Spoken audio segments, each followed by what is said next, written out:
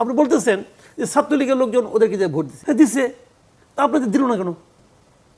ছাত্রলীগের যে ভোটারটা ওখানে আছে, যে লোকটা ছাত্রলীগকে ভোট দেয়, সে লোকটাকে আপনি তার মন জয় করতে পারলেন না কেন? সে তো ভোটার। আপনাকে এটা বুঝতে হবে। আমি বলি আপনাকে, শুনেন, জাতীয় রাজনীতির প্রভাব ঢাকা বিশ্ববিদ্যালয়ের ইলেকশনে পড়েছে, একদম ক্লিয়ার এন্ড সিম্পল। আমি আপনাকে যদি সময় থাকে আমি একটু এটা ব্যাখ্যা করি। ব্যাখ্যাটা হলো কি, আপনি যতগুলি জায়গা বাংলা মানে আওয়ামী লীগের 15 বছর, বিএনপি, ছাত্রদল, যুবদল, এরা কিন্তু দৌড়ের উপরে ছিল। এক একজন নামে 15টা 20টা করে মামলা ছিল। অনেকে বাড়িতে এলাকায় থাকতেও পারতো না। আমি অনেক লোককে চিনি এরকম। কেরানীগঞ্জের এক বিএনপির এক লিডারকে আমি চিনি, সে ভদ্রলোক তো মা মারা গেছে, জানাজায় যাইতে পারে নাই এই কামরুল সাহেবের জন্য। এগুলো ছিল রিয়েলিটি।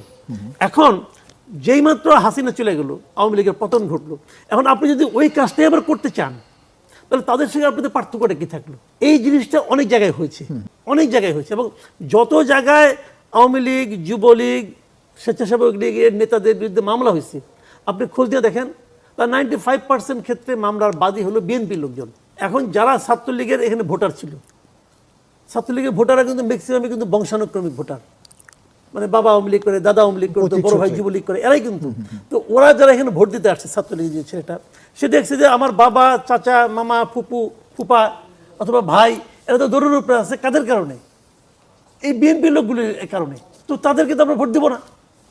একদম খুব সহজ ভাষায় তারা কিন্তু নিজেদের সুবিধাটা বুঝছে। এখানে কিন্তু দলীয় আদর্শ কিচ্ছু তারা চিন্তা করে নাই। তারা সুবিধাটা বুঝছে যে কাদেরকে দিলে আমি সুবিধাজনক অবস্থা থাকতে পারবো। এই জিনিসটা একটা কারণ ছিল।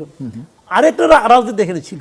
সেই রাজনীতিটা হলো ছাত্রলীগের বিষয়ে এই সাধারণ স্টুডেন্টদের, মানে ওটা বললাম আমি ছাত্রলীগের ভোটটা কি করে আসলো এখানে।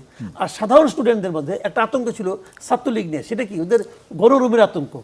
আরেকটা যেমন পরীক্ষার আগের দিন মিছিল করতে হবে, আসো মিছিল করো, কোনো উপায় ছিল না কিন্তু। তো এই সমস্ত কারণে তারা কিন্তু বিরক্ত ছিল।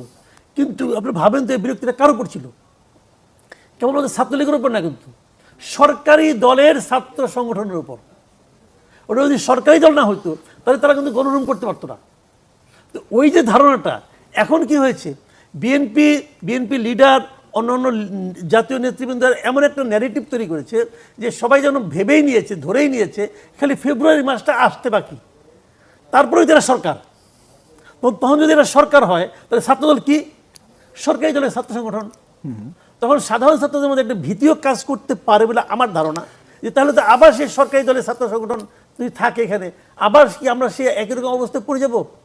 এই ভীতিজনিত কারণেও কিন্তু তারা সরকারি দলকে অ্যাভয়েড করতে চেয়েছে।